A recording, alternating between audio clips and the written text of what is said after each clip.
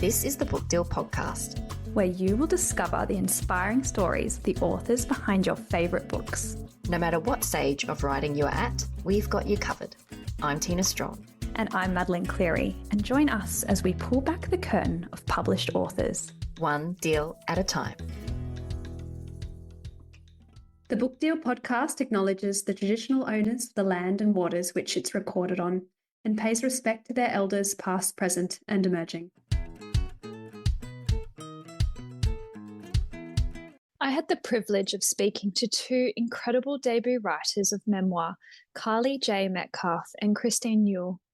Carly J. Metcalfe's debut, Breath, published by UQP, hit shelves in March 2024 to much critical acclaim, winning the Queensland Literary Awards People's Choice Book of the Year award.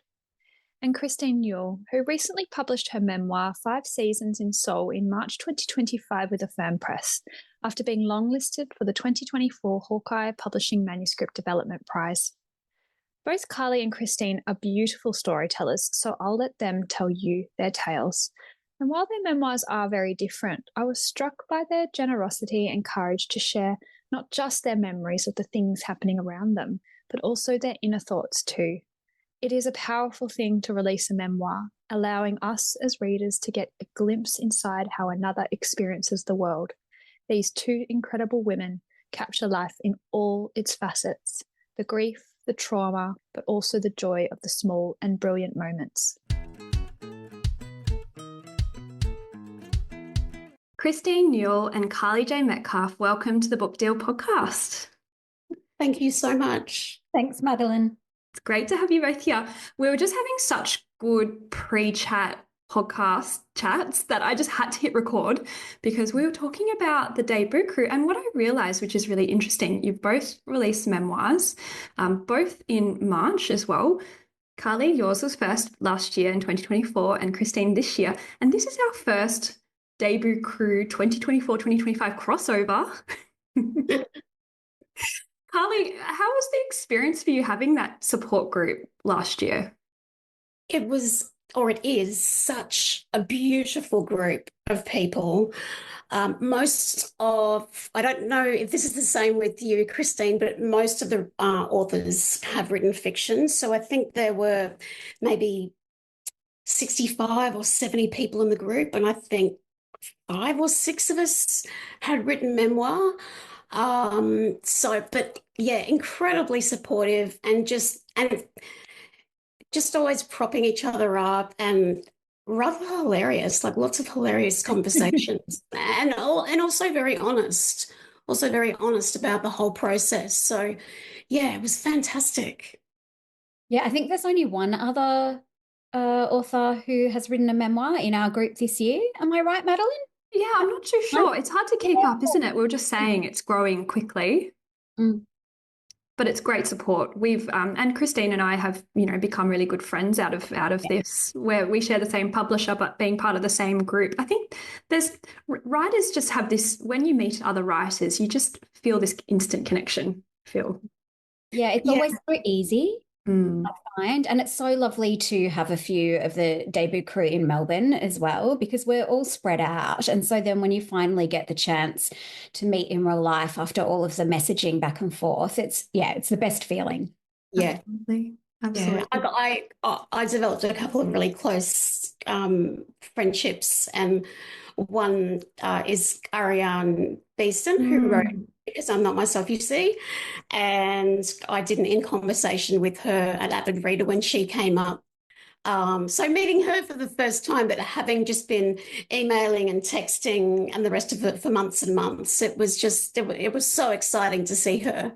Oh, it's so special, isn't it? It's I think there is going to be a 2026 debut crew as well. So for anyone who's listening, who's getting their books published next year, Sophie Stern, an author, she has set that group up. So please do reach out to Sophie and be part of this wonderful community that we have. Let's talk about books. I think this is very exciting.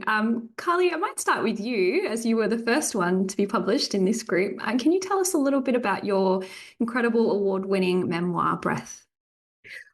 I guess Breath is about being born with a terminal illness, in my case, cystic fibrosis. And it covers my childhood, my double lung transplant when I was 21, and all of the other non-medical adventures and misadventures. So I guess it's an exploration of life, death, sex, drugs, rock and roll. I think the book is a little undefinable. It's not a medical memoir. It's not a trauma or a cancer memoir. It's not a misery memoir. There's something in it for everyone. This is what I keep hearing. Yeah, I completely agree. My husband and I, we actually listened to it on audio format on some road trips, and I think for us, when you pick it up, you go, oh, I expect that I'm going to cry in this book, and you absolutely do cry. So we were weeping as we're like driving along the Hume Highway, but what I didn't expect, and this is something you were mentioning earlier before our pre-chat, how much we were laughing as well. And then we're also, when we start laughing about things, and I'll put like a little trigger warning here, cunt cancer. Yeah. Yeah, absolutely. Especially in audio format, the way that it was delivered, these lines, like we couldn't stop laughing. And then I felt really bad about laughing. No, don't. What we're discussing. No, don't. I can make a joke out of pretty much anything. So laugh away at my expense. And I suppose, if you're not laughing, you're crying. If you're not crying, you have to laugh, right? Exactly. Yeah, that's right. If you don't laugh, then you are on the floor in the fetal position, never wanting to come up again. Exactly. No, it's an absolutely incredible debut, and and it's obviously took massive critical acclaim. So congratulations on that. Thank you so much. Thank you. So you actually said when you were writing it that you never expected that it would be something that would be cathartic, because often they say writing a memoir, it's a very cathartic thing, particularly if you've gone through a lot of trauma like you have. Yeah. But you also didn't expect it to be so hard to write. So what drew you to writing this memoir? Oh, it's good. This is going to sound very strange, but I actually started writing my first memoir when I was 11 years old. I'd been through so much already that I had enough material for a book, which is so abnormal when you really think about it. And I think, I've always written. I still have my first short story that I wrote in HB pencil on foolscap paper. I think I was about 8. And I was fortunate in that I could already read and write before I started school. So I can't really remember a time when I wasn't writing. I wrote a lot in high school because I spent about a third of my time in hospital during high school. I ended up doing some of my HSC exams in hospital. And there were some pretty awful things happening around me, like the deaths of friends who also had CF. I wrote a lot of really dark poetry, which is so funny to look back on now. And I still have all of those notebooks. I was obsessed with Sylvia Plath, and she's still one of my great loves. So it sounds like it was a bit of an escape to reading and writing. Yeah, absolutely, for sure. But writing this memoir was no easy task. No, I can imagine. Christine, tell us a bit about your memoir, 5 Seasons in Soul, and was it something that was cathartic for you? Yeah, so look, 5 Seasons in Seoul is a memoir about my experience living and performing in South Korea.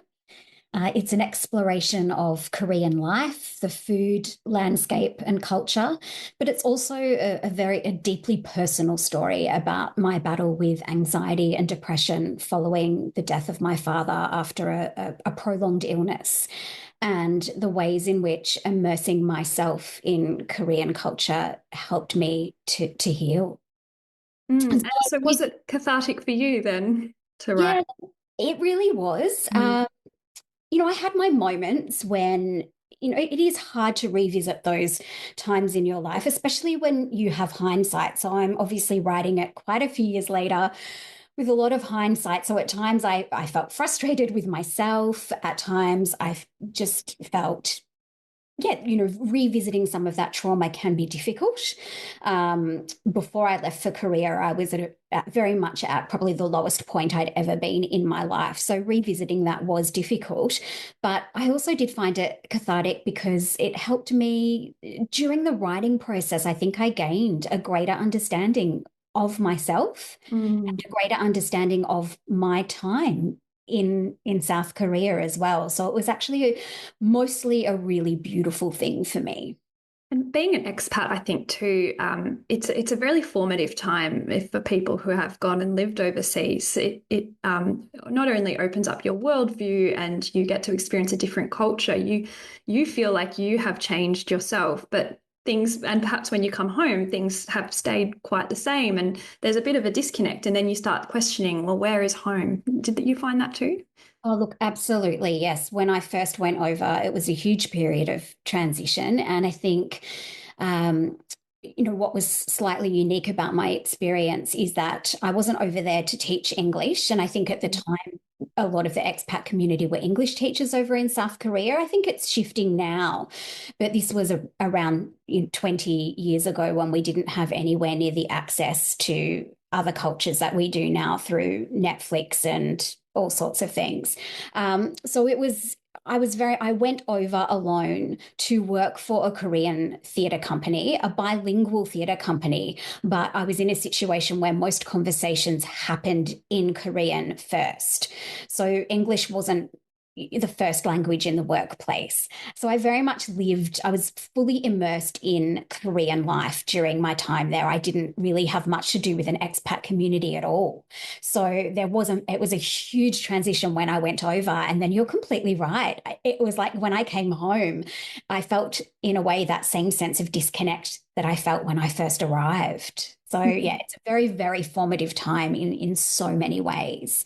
And because it happened during a time when I was so incredibly vulnerable as well, I think the impact was so much greater on my life. Yeah, no, absolutely. And it's such a stunning book, debut novel, Christine. We've spoken at length about this. I just absolutely loved it. So highly, highly recommend that listeners read both the books that Carly and Christine have read. Now, I want to talk a little bit about where you start with a memoir. And Carly, I might start with you. Since you've been drawing from, materials from since you're a child, how do you start? Well, you've obviously you've got journals, you've got the people around you telling stories. What do you trust, and how do you start? Yeah, that's interesting. And what Christine mentioned before about anxiety and depression, when I did knuckle down to really start writing this memoir in 2018, I had a major depressive episode, and I was thinking, is this worth it? And I didn't know if it was going to be, but I had to back myself, and it was worth it. Like, there was no way I couldn't not finish it. I had no intention of coming that far, only to set it on fire. So I turned up at my desk most days and just re-traumatized myself, not for fun, but I had to get those stories down. As for the idea of memory, like it's an interesting question because memory is so subjective, isn't it? The material for the book, I had a blog many years ago when everyone was blogging. I retired my blog not long after I started really knuckling down with the story. So I had material I'd been able to pull from that, but really, other than that, I was totally reliant on my memory.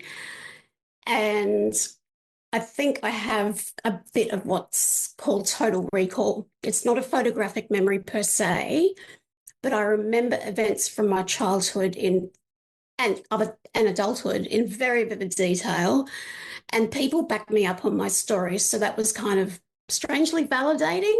And I didn't really sift through my journals until towards the end, and everything was just as I had remembered. And it's funny, my friends get a bit freaked out because I can remember seemingly insignificant details, and they're like, how do you remember that? And it's just there. It's very easily accessible for me. I wonder if it might be similar with Christine as well, when you're going through something that is so unique and frightening and anxiety inducing, and you feel that your threat response emerging, that your memory starts recalling those types of things. It could go the opposite as well. You could try and block those things, but it's amazing how much detail you remember. And Christine, you were remembering things like the meals you ate, and this is all based off things that happened 20 years ago, and you didn't have those diaries. Yeah, you're right. And I think my experience was very, very similar to what Carly J has just said. I didn't keep journals either. And I also feel like I have quite a good memory for detail. And again, I know that memory can play tricks on you. But I think when something is so transformative, either in both ways, either if it's quite traumatic or if it's something that's really incredibly joyous and something that has been such a significant part of your life, I think it stays with us in so many different ways. And I did a similar thing. I had my colleagues who could back me up. I have a huge photo album just full of photos that I took during my year in South Korea. And I actually, it surprises me how much I relied on those. So I would start with the memory that I had and the way that I thought things played out, but then I would go back and, try to back myself and look at photos to make sure with my childhood, like I still have my beautiful mum, and she was really great at talking those things through and me saying, look, this is how it felt to me. Do you think that that's true of the experience for you as an adult? And is that how you remember it? So, and I mean, so much of memoir is about is through the author's eyes, how they experience the world, how they felt. But, there is that line of wanting to back it up and have it come from a place of truth. So I think walking that line is really important. So I did a lot of research as well to back myself. Yeah, that's interesting you say that about your mum, because I'm so close to my mum. We're almost like the same person, because she essentially, nursed me for the first 21 years of my life. And then, yeah, we're incredibly close. And I would say to her, how do you remember it being? Yes. And then I would say, okay, well, that's how I remember it as well. So, yeah. And photos. I've actually got photos of my transplant surgery. So looking back at those, obviously I was sedated, but it's just fascinating to look back at those and to also see, it was like a photo documentary. So to see my friends and family at different stages of the night when I got called up for the transplant. So photos are so important. Yeah, those little details in photos too. Like, I think when we look at photos, we just see what's at the forefront. But when you're trying to research and recall memories, it's looking at all those tiny little things in the background. Like, even for me, street signs and what people were wearing and all of that kind of thing. It really brings it all back. So you've got all these, you've got photos, you've got your family, you've got some journals, you've got your writing, your memories. Where do you start in terms of structure? How do you put all this together? And Carly, I might start with you. That was the main problem I had. Was I was like, I've got 120,000 words, which I knew was too long, and I cut it to, I think, 80,000 or 70, 80,000. That's a huge exercise, Carly. That's massive, cutting 40,000 words. Yeah, I was just, I looked at the manuscript and I thought, if this isn't driving the story forward, it goes. I'm ruthless. So, which is, I guess, a good thing, in hindsight. But structure is what I had the most difficulty with. I didn't want it to be chronological, like I was born in 1976, but it starts with me being in the dying room at 21, knowing that I'm about to die, and then it sort of goes a little bit, weaves it in and out of my childhood and then into adulthood. So I didn't want it to be this really boring chronological story where, fact after fact is laid out. So I did have issues with the structure, and this is where my wonderful editor, Jacqueline Blanchard from UQP, came in and saved the day. Mm. Well, it certainly was not a boring story, Carly. I was riveted from that first opening scene of you in the hospital knowing you were going to die. And obviously, spoilers, you didn't. Yeah, spoiler alert, she lives. But I thought it was just a beautifully structured thing. And even at the ending as well, your reflections about society and comments about death and how we treat death, I think it was, yeah, beautifully structured. So that's why I was so interested to know how you did that. Christine, what about you? Did you find it natural to write a memoir? Look, in some ways I did, because I think it had been kind of burning inside me, this desire to write this story, and it just took some time for, to get all my ducks in a row and be able to give myself the permission I needed to devote my time and energy to such a big task. But I guess one thing that I really tried to focus on was that I didn't want it to be too heavy on the personal backstory. And then at the same time, it was really important for me to place certain things about Korean culture and my time there in historical and cultural context as well for the reader, and also for accuracy. So for me, my biggest challenge was about getting that balance right. I didn't want it to suddenly read like, a historical kind of account of the Korean War, for example, and then I didn't want it to be too heavy on the backstory. So for me, it was just about getting that balance right and trying to then sustain that all the way through. I did do quite a few memoir writing workshops before I started, or not long after I started. And I also have a great book called Writing True Stories by Patty Miller, who is an Australian memoirist. And that was very much my Bible during that time. So I really turned to that a lot to help me stay out of those traps. I also didn't want it to just be kind of a boring chronological account. So I also drew a lot on Korean culture, and I think, the different patterns of the year and the cycles there to help get me out of that kind of, okay, so today I did this and then another month passes and then this happened. And I think it's also about deciding what's important, with that kind of, to avoid all of that excess and that excess word count, because I was the same. I had to cut a little bit, not a huge amount, but it's just about, I think, looking really deep into the story and deciding what is important. What is it about this particular event that I want to convey? And the other thing, Christine, consideration for you is you're writing about a culture that is not your own as well, Korean culture. How did you, and I think you do it really beautifully. It's, there's a risk that you could be critiqued for, using appropriation of culture for your novel, but I think it was beautifully done. What considerations and thought did you put into that? Yeah, look, it was a huge responsibility. I very much felt the weight of that from the word go. It was so important to me when I made the decision to do this that I portrayed Korean culture both respectfully and accurately.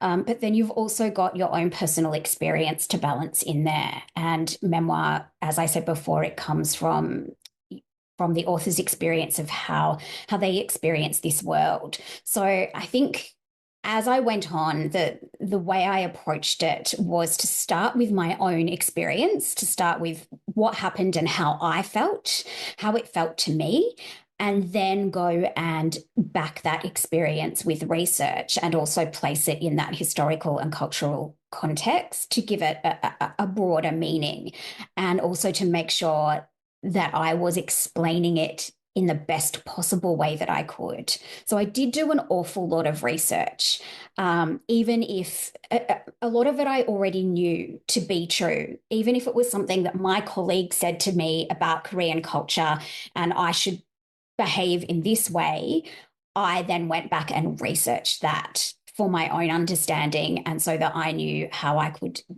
best explain that to the reader. So look, hopefully I did that. I was very nervous about being accused of not representing Korean culture accurately, but yeah, all I know is that I did a lot of research, and I backed myself every step of the way. And I just think that's so important. If you can get to the end and know that you came from a place of respect and love, which is very much what motivated me to write this book.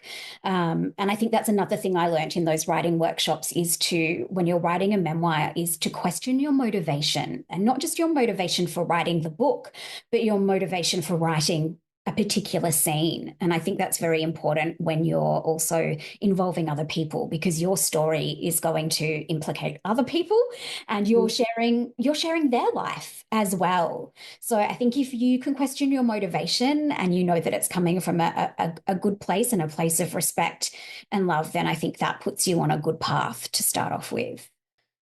I have so many questions, but to start, let's just go back to now talking about the process to publication. We are the Book Deal podcast. We're very interested in book deals and how you get them. And then I want to talk about reception to that, and people who find out that you're writing a memoir, people who find out you're publishing it, people who might feature in the story. So Carly, I might start with you. You mentioned your lovely editor at UQP. Could you talk a little bit about your process to getting your book deal? What helped you to secure that, and what your experience was? Yeah, I was doing postgrad study at the University of Queensland, and my supervisor said I should apply for the UQP writing mentorship, which I wasn't going to do because I didn't really think I had a chance. But to my great surprise and delight, I won. And after a couple of mentoring sessions with my now publisher, the fabulous Madonna Duffy, I was offered a publishing contract 4 months later. It all happened very quickly. Wow. I was offered the book deal in March 2023, and the book was printed by December. So it was So fast, Carly. Oh my pretty fast turnaround. I think I had whiplash. But it was exhilarating, and it made me feel very alive. And I loved every moment of the publishing process. I just loved it. And Christine? I'm the same. I loved every step of it. I mean, you have moments where it's stressful and you're racing to meet a deadline, but overall it's such a privilege to have a beautiful team of creative, like-minded people who are all dedicated to your project. I mean, how often does that happen? You know, that you have a team dedicated to making your project and your very personal story the best it can possibly be. So I think for me, I was kind of just plodding away in the background, and I had intentions of pursuing publication. So I was just trying to educate myself as much as I could, attending workshops, listening to podcasts like this. I wish this podcast was around because it would have been great. And I think one of the turning points for me was that I attended a workshop where I was given the chance to practice pitching my book to a publisher. And it really was just supposed to be a practice pitch. You didn't have to have a finished manuscript, and I certainly didn't. But at that time, the publisher that I was practicing to for feedback actually requested my manuscript.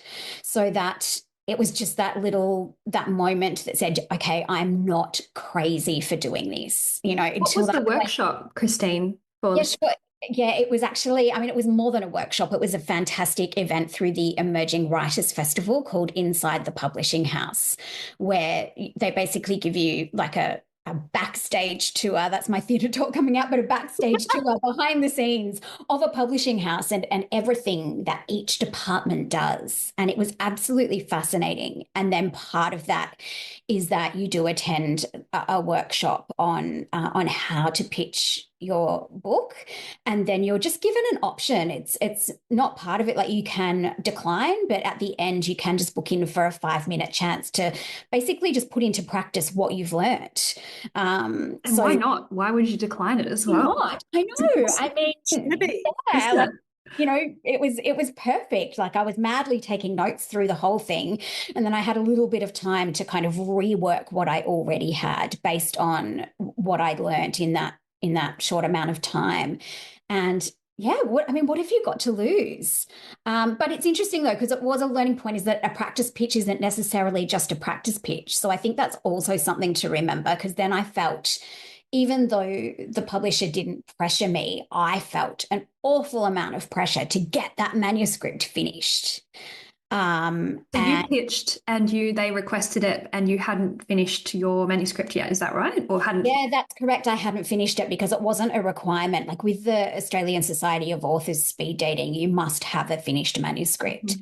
But this is more of an educational setting. So yeah, it wasn't a requirement, and I didn't have a finished manuscript. But it was Did you feel the pressure when they said, yeah, we'd love to see it? It was insane. Yes. And, in some ways it served me well, and in other ways it didn't. So what it did do was I absolutely 100% committed to getting that manuscript finished. So everything else, just the manuscript was my priority, which I hadn't really given myself complete permission to do. But I think knowing that someone was interested and knowing that, perhaps this idea did have something going for it, it just changed my entire approach. So I spent the summer that followed that working incredibly hard on the manuscript, and I sent it off, and at the time I thought it was ready. Like, I had worked very hard. I put pressure on myself, but I hadn't kind of just rushed it and gone, okay, I just need to get this out. But what I didn't have was distance from the manuscript. And I think that was one of the biggest things I learned through that journey. So I got it done. I sent it off. I thought it was ready. And then it was literally just a few weeks later, after having a little bit of a break from it and going back to it, I just went, oh, I'm not sure that it was ready. Because all of a sudden, once the pressure was off, I just had all these ideas of how I could expand it and make it better. And as it turns out, that opportunity, it didn't lead to anything, but that doesn't mean it wasn't worthwhile. So from that point, I then continued to work on the manuscript for another 12 months. I sent it off for a manuscript appraisal. And then where did you do that? So where did you get it appraised? Yeah, I actually went to Patty Miller because she specializes in memoir, and I just felt like that was the best place for me. I'd done some workshops with her. I'd had a little she offers a great service, which is just like an online kind of consultation where I could pay by the hour, because obviously as a writer and someone who's always worked in the arts as well, as a theatre performer, the budget is tight. We don't have money to throw at these things. And I just felt that what Patty Miller offered was something that was accessible. So I had a 1-hour consultation initially just to kind of sound her out, and that was in the very early stages. And then when I knew that the manuscript appraisal was the way to go, I went back to her. And it was actually one of her partners that did the appraisal, because she was busy writing another book, and his name was Anthony Reeder. I think he's actually Patty Miller's husband, but he's also her professional partner, and he was just wonderful. He just showed me things that I couldn't see myself because I was too close to it. But also was very forthcoming about what I'd done well. So it gave me so much confidence, but it also showed me where I could absolutely improve this manuscript. And from there, I just devoted everything I had to it. And it was eventually the literary speed dating. I felt like the verbal pitching worked quite well for me because I do have a performing background and I quite enjoyed it. So it was the Australian Society of Authors literary speed dating that eventually led to my publication deal with Affirm Press and Ruby Ashby Orr. So I pitched to Ruby at the ASA, and even that didn't happen straight away, but it did happen. So what a story, Christine. And that shows as well that, this is a series of years. First time when a publisher requests your manuscript, it's so exciting. Doesn't necessarily mean though that they're going to take it on. It's really tough, but you've gone back, you've done the work, you've made it right. Carly, I'm really interested. When did it start feeling real to you? Was it when you signed the book deal, or was it when you saw it on the shelf, or was it when you won the Queensland Literary Award? Like, when did it feel real? I think it was when I remember when I picked up my first, when my first box of books arrived, and instead of doing the traditional unboxing, Oh, yes. yeah, I actually, as you would know from reading my memoir, my parents are just both extraordinary people, and so is my sister. And my sister, she knew that I had the box of books, so she was like screaming madly. But she wrapped them up for mum and dad, and they had no idea. So I took a video of them unboxing it because it was just as much their story as mine, right? And I will never forget the look on their faces. It was just, it made everything, all of the pain, all of the times I was, on the floor in tears, it made it all worth it. And yeah, yeah, something I'll never forget. And this is the thing about, I'm like tearing up here. Just it's just I can just imagine like the your parents just sound like absolute wonderful people. So it's what a moment for them. But writing books, it's not just about us, is it? It's about all the people around us and the impact that our words have on others. It's and particularly when it's about memoir and it's about them too. It's your story. It's also their story. What was their reaction when you first told them about the book and the deal and that it was? Well, I mean, I've always written, so they've always known that I've been sort of working away quietly on writing my stories down. I didn't like to say I was writing a memoir. I felt like a very old white male politician saying I'm writing my memoir.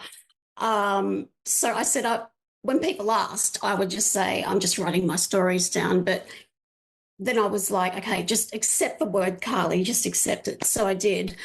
And yeah, so I surprised them on the day that I was offered the book deal, and they were just, yeah, my parents and my sister were just absolutely so rapt, so chuffed. Yeah, we celebrated. Christine, you're nodding. Yeah, look, I think it was, it's similar for me in that because I was writing, my book is a travel memoir, and a lot of it is about South Korea and South Korean culture, but also a very big part of it was my personal journey with my father's illness. And that started when I was 5. So, I was very much telling his story, and he's obviously no longer with us. So I was really relying on my mum to be, I guess, my compass with that. And she was just such a huge part of the entire journey. She knew that I was writing a memoir, although I did also struggle with that word. It's really interesting. There's just something about it to actually tell someone that, oh, well, I'm writing a memoir about my own life. I'm going to be really honest. I felt like a total wanker saying I'm writing a memoir. I just did. Implying that I am just so interesting. Yes. Everybody would want to hear about my life. And it just, I'm pleased that you kind of said that, Colleen, because I really struggled too. But look, my mum did know, and a few close friends knew. And then for the rest, I played it down very much. Oh, just writing a little book, just writing a bit about my time in South Korea and all of that. So I think, look, the moment it felt real for me was when I got my publication date. Because you kind of start the journey and you don't have that. And you've got that big kind of hurdle of the first big structural edit. And there's something in your mind that still thinks, oh, I felt like it was a bit of a test. It's not that my publisher made me feel that way, but that structural edit, it is a test, because can you come up with the goods? That's the biggest thing that you face, I think, is that structural edit, and whether or not you can get through that. Or at least that's how it felt to me. So getting through the structural edit and then getting my publication date, that's when it really started to feel real. Of course, the offer was insanely exciting. And I was so excited when I told my mum. She could not understand what I was saying. And then I was so frustrated that she wasn't reacting with, the amount of excitement that I thought she would, but she just had no idea what I was blabbering about. I was half laughing, half crying, extremely hysterical. And she was just like, I'm really lost here. You're gonna have to help me out. So, telling her was an incredible moment, but then you get into the hard work and the business side of things, and then the excitement fades into the background and you just want to do the best possible job you can. And then publication date, and then obviously, yes, the delivery was so exciting, and giving that book to my mum for the first time and her seeing that I had dedicated it to her and the memory of my dad. I really wanted the book to be a tribute to them as well, and everything that they had gone through and how hard they had fought in their lives. So that was a very special moment for her to be able to hold it and see that. That part of our story sounds very similar, Kristen. Yeah, I dedicated the book to my parents and my sister for carrying me for all of these years. Yeah, that's so beautiful. Yes, and I feel that too. I mean, obviously our stories are completely different, but there is that underlying. Yeah. It's really beautiful. Yeah. It's actually, I just tangent. It's interesting because I was so excited. I'm a very calm person, but my sister said she didn't want to read the book until the actual book was in her hands. So I wasn't part of any writers groups or anything like that. I wasn't getting any feedback. So it was this solitary exercise of sitting down. I think writing for me is sitting down at my desk in my underwear with a cup of coffee and many cups of coffee and just writing. And it's a very solitary exercise and existence, but that actually suits me quite well. Yes, actually, I also feel the same. I wasn't part of a writers group. No one read the manuscript apart from Anthony Reader when I got the manuscript appraisal, and apart from, I assume, the first publisher that I sent it to, no one else had read it. And my mum didn't read it until after it was published and on the shelf. So let's talk about what happens then when it does come out and people are starting to read it, particularly those who you might be writing about in your book.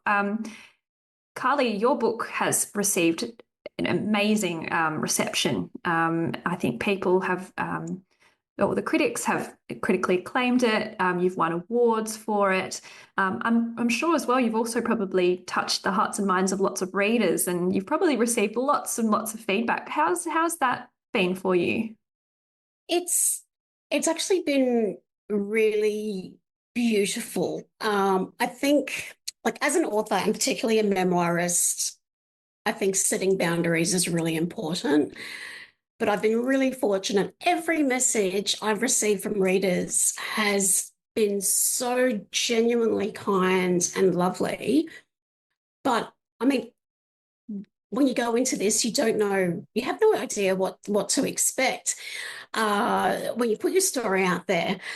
And this is interesting. Like last year, I went on sabbatical from social media and made a very deliberate choice to stop sharing details about my personal life. Like, I've written this book. I already felt like I've revealed enough about myself, maybe a bit too much.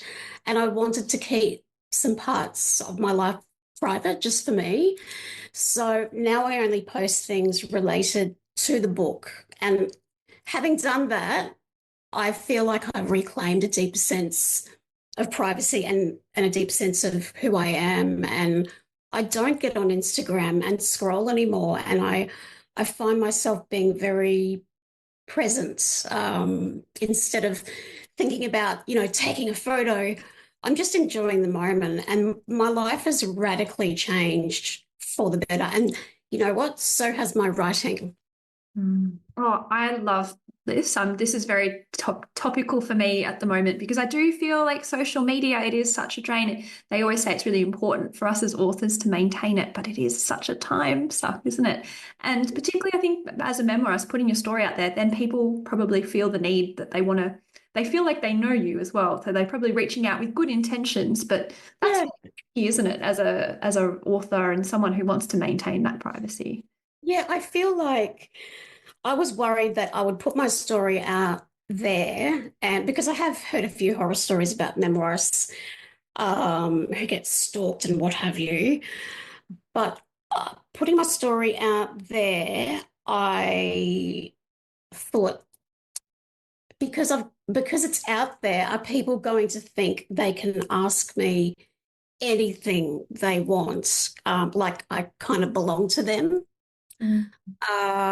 because my story is out in the world. But that didn't happen. Everyone's been just so beautiful. What about you, Christine? I mean, your book's only been out for a couple of months, but have you found social media, the contact, has that been interesting for you? Yeah, look, again, everything has been really positive up to this point, which I'm really grateful for. My biggest, I guess, concern was my colleagues, because they played a very big part in my story. I worked for a very tight-knit, small theatre company, and in particular, my Korean colleagues. And I guess how they perceived the book and how they received the book, and most importantly, how they received the way that I portrayed their culture. So that was my biggest concern, and I was the most nervous about them reading it. And when I received a message from my senior colleague, Young-hee, who was the senior member of the theatre company, and got this beautiful kind of stamp of approval from her. And she actually, after she read it, she actually wrote this beautiful long review on her blog. And she's a very talented performer, cross-cultural theatre practitioner, arts advocate. She's someone that I greatly respect, and her opinion means a lot to me, but obviously it was even more important in this context. And she wrote this beautiful review of the book and how she had felt about how she had received it.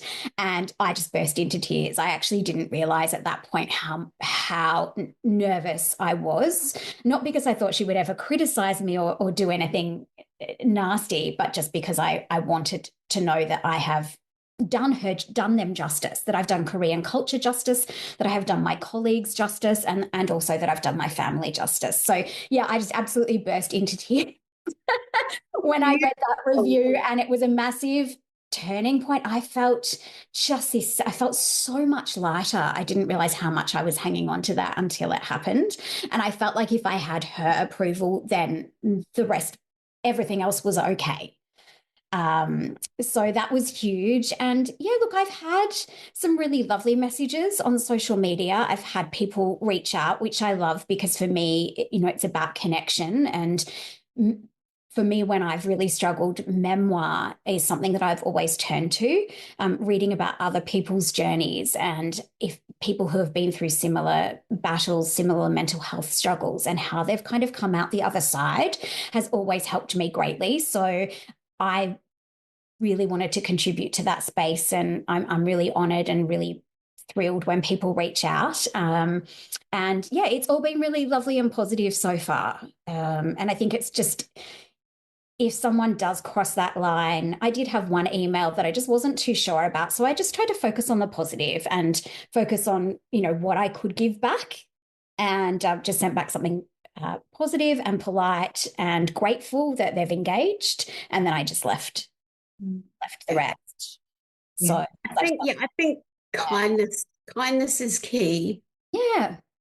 I think it's more just that it was just infringing slightly on my personal space. And I thought, okay, well, I just won't engage with that. There's plenty here that I can work with. And I'm so grateful that this person has read my book and loved it. And, for anyone to jump on social media or jump on an email and take the trouble to tell you that that your book has resonated or your story has resonated with them, I think is a really beautiful thing. But it is also about maintaining those boundaries. Yeah. Yeah, absolutely. You have to also protect yourself, but it's so lovely to hear the positive reception to both your books, and I'm not at all surprised. We have to wrap this up, which I'm really, really sad about. But before we do, Carly, you're a Chapters for Change ambassador, I believe. Yes. And there's a readathon happening. Yes, the readathon for Chapters for Change is in July, and Chapters for Change is an amazing not-for-profit organisation who raise money to help literacy for children in Cambodia. So it's a fantastic initiative, and I'm really proud and honoured to be part of that. Amazing. So we'll put up in our show notes where you can participate in the July Readathon. That sounds like an amazing initiative. And so we really encourage everyone to get on board with that. Before we do finish, 2 quick questions for you both. Recommendation for a debut novel. It doesn't have to be a memoir, but it can be. Christine. Oh, yes, I'd like to recommend actually, I will recommend a memoir because I think, I'll just stay on theme. And it's called Bloomer. It's by an author called Carol Lefevre. I hope I've pronounced that correctly.